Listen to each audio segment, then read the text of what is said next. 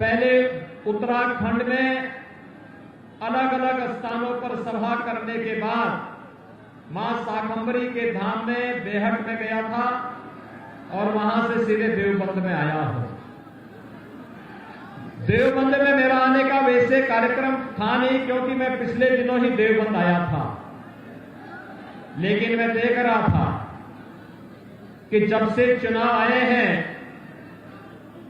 कुछ लोगों में तालिबान के नाम पे कुछ ज्यादा ही गर्मी आ रही थी, तो मैंने कहा हमने तो ये गर्मी शांत करने के लिए पहले एटीएस का सेंटर यहां दे दिया है। और कांग्रेस का प्रत्याशी किसी गलत फहमी का शिकार है। भाइयों बहनों, चुनाव हमारे लिए केवल सत्ता प्राप्त करने का माध्यम नहीं है, ये सेवा के साथ साथ राष्ट्र धर्म को निर्वहन करने का भी माध्यम है। हर बेटी को सुरक्षा मिले, हर व्यापारी सुरक्षित हो। और इस दृष्टि से जब राजनीति में हम लोग आए हैं तो मैं पूरे संकल्प के साथ कह सकता हूं, भाइयों बहनों, पूरे संकल्प के साथ कह सकता हूं कि तालिबान का मंसूबा पालने वाले लोग गफलत में न रहें। अभी यहां पे श्रीमती सपना कश्यप भी आई हैं और पहले चरण के मतदान में हमारी माताओं ने, बेटियों ने, बहनों ने, हर तबके से जुड़ी हुई बहनों ने वोट की चोट के माध्यम से भारतीय जनता पार्टी को प्रचंड बहुमत की सरकार बनाने के लिए अग्रसर कर दिया है। अब तालिबान की मंशा पालने वाले अपनी गर्मी अगर शांत नहीं करते हैं तो 10 मार्च के बाद अपने आप ही शांत हो जाएगा। भाइयों बहनों, मुझे आश्चर्य होता है कि 5 वर्ष तक आपने भारतीय जनता पार्टी की डबल इंजन की सरकार की कार्य पद्धति को देखा है ना। 5 वर्ष में कोई दंगा हुआ? और भाइयों बहनों, उससे पहले 5 वर्ष में रोज दंगे होते थे। कभी मुजफ्फरनगर का दंगा, कभी सहारनपुर का दंगा, कभी कोसीका का दंगा, कभी बिजनौर का दंगा, कभी बुलंदशहर का दंगा, और महीनों महीनों कर्फ्यू रहता था। लेकिन 5 साल में कहीं दंगा हुआ? कहीं बम चलते हुए देखा है? अब भाइयों बहनों, व्यापारियों पर और किसानों पर बम नहीं चलते और न कर्फ्यू लगता है। अब तो कावड़ यात्रा हम लोग निकाल रहे हैं, कावड़ यात्रा निकालते हैं। कावड़ यात्री हर हर बम बम के नारे के साथ जब निकलता है तो भाइयों बहनों लगता है जैसे साक्षात शिव दर्शन देने के लिए आ रहे हैं। भाइयों बहनों, जब उत्तर प्रदेश की बेटी अपने को सुरक्षित महसूस करती है तो हम लोगों को लगता है कि हम लोगों का सत्ता में आना सार्थक है, क्योंकि एक बेटी आज सुरक्षित महसूस कर रही है, एक बहन अपने आप को सुरक्षित महसूस कर रही है। और नहीं तो पहली की सरकारों में क्या होता था? बेटी असुरक्षित, पर्व और त्योहार के पहले कर्फ्यू, व्यापारियों पर गुंडा टैक्स वसूली होता था, सहारनपुर में माफिया हावी था और लोग मंसूबे पाले थे कि हम भारत में भी तालिबान की तर्ज पर कुछ कर पाएंगे। लेकिन उनके मंसूबों को कुंवर विदेश सिंह ने तब धूल दूषित कर दिया जब यहां पर एटीएस का सेंटर लाने में भी सफलता प्राप्त हुई।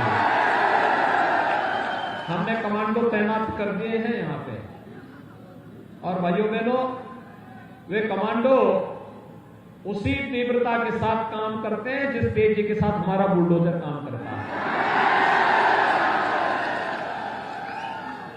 आपने देखा होगा हमारा बुलडोजर ढूंढ ढूंढ करके उन्हीं बेईमानों को, उन्हीं भ्रष्टों को, उन्हीं माफियाओं को चिन्हित करता है जिन्होंने गरीब के अन्न को, उनके मुंह के निवाले को छीना है, विकास के पैसे को छीना है, अन्नदाता किसानों को कर्ज के बोझ के नीचे दबाया है, बेटियों की सुरक्षा के सामने संकट खड़ा किया है। प्रदेश तो वही है ना जो 12 से 17 के बीच में था। और भाइयों बहनों, मैं तो इसीलिए कहूंगा, मैं यहां पे जब पढ़ रहा था नाम मंच पर अपने पदाधिकारियों का, प्रमुखों का, जिला पंचायत सदस्यों का, तो कई राणा निकले। तो मैं तो मान लिया था कि सभी राणाओं का समर्थन हमने को दिया।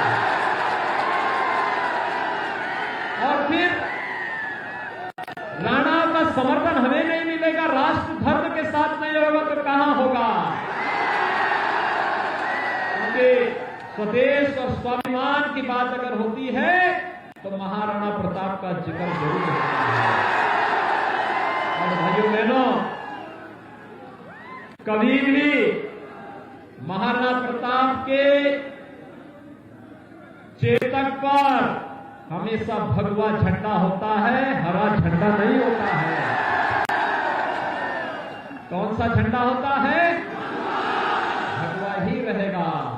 और इसलिए भाइयों बहनों, मैं आप सबसे अपील करूंगा, हम लोग कहीं भी किसी भी बहकावे में न आए।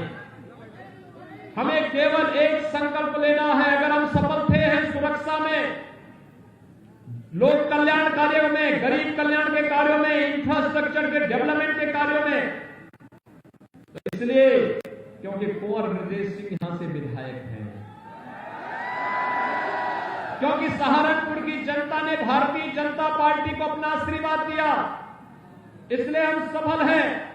और भाइयों बहनों, मैं आप सबसे अपील करूंगा, एक एक सीट हमारे लिए महत्वपूर्ण है, एक एक सीट महत्वपूर्ण है। एक प्रतिस्पर्धा विकास की होनी चाहिए। प्रतिस्पर्धा इस बात की होनी चाहिए हम विकास के कार्यों के माध्यम से अपने युवाओं के भविष्य को कितना उज्जवल कर लें।